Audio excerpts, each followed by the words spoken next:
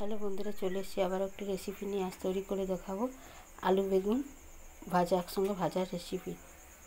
এখানে আমি ফোড়নের মধ্যে দিয়ে দিয়েছি গোটা জিরা, শুকনো লঙ্কা। ফোড়নটা আমার ভাজা হয়ে গেছে। এই সময়ের মধ্যে দিয়ে দেবো কেটে রাখা আলুটা।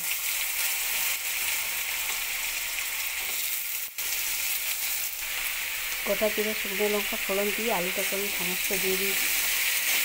আলুটা হালকা করে ভেজে নেবো। এখন নুন হলুদ কিছুই দেবো না।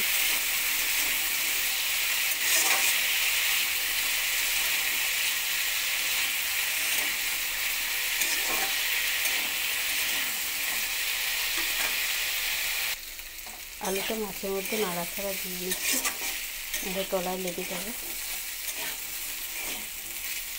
আলুটা হালকা ভাজা হয়ে যাওয়া পর্যন্ত নাড়িয়ে একটু ভেজে নেব লাল করে। বেগুন ভাজা হতে সময় লাগে না, সেই জন্য আলুটা হালকা একটু ভালো মতন ভেজে নেব। আলুটা আমার হালকা ভাজা হয়ে গেছে। এই সময়ের মধ্যে দিয়ে দেবো কেটে রাখা বেগুনটা।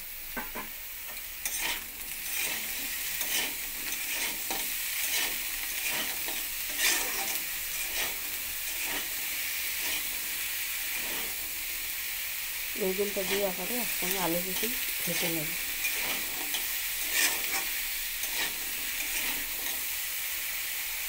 বেগুনটা দিয়ে কিছুক্ষণ ভেজে নিয়ে এই সময়ের মধ্যে দিয়ে দেব নুন। স্বাদ মতো নুন দিয়ে দিলাম, আর দিয়ে দেবো হলুদের গুঁড়ো। নুন হলুদ একসঙ্গে দিয়ে আবার আলু বেগুনটাকে একসঙ্গে ভেজে নেব।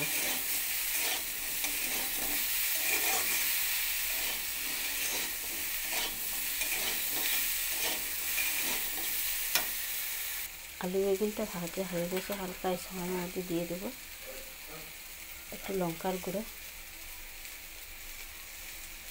আর দিয়ে দেবো 1 চামচ জিরের গুঁড়ো। আবার একসঙ্গে মিশিয়ে নিয়ে ভেজে নেব। মাঝে মাঝে নাড়িয়ে নিতে হবে, না তলায় লেগে যাবে। এই রেসিপিটি তোমরা চাইলে বাড়িতে বানিয়ে দেখতে পারো। যারা বেগুন পছন্দ করে না তাদের জন্য এভাবে আলু বেগুন ভাজা বানিয়ে দেখতে পারো। মাঝে মাঝে একবার করে নাড়িয়ে নেব, নাহলে একদম তলায় পোড়া লেগে যাবে।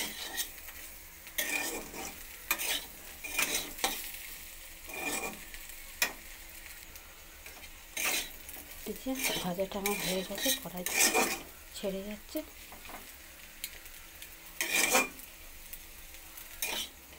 এই ভাজা দিয়ে রুটি খেতে খুবই ভালো লাগে, রুটির সঙ্গে বেশি ভালো লাগে। তোমরা চাইলে ডাল ভাতের সঙ্গেও করে দেখতে পারো বানিয়ে। এবার গ্যাসের ফ্লেমটা অফ করে দেব। তৈরি হয়ে গেল আমার বেগুন আলু ভাজার রেসিপি। রেসিপিটি ভালো লাগলে লাইক করবেন, শেয়ার করবেন, সাবস্ক্রাইব করবেন।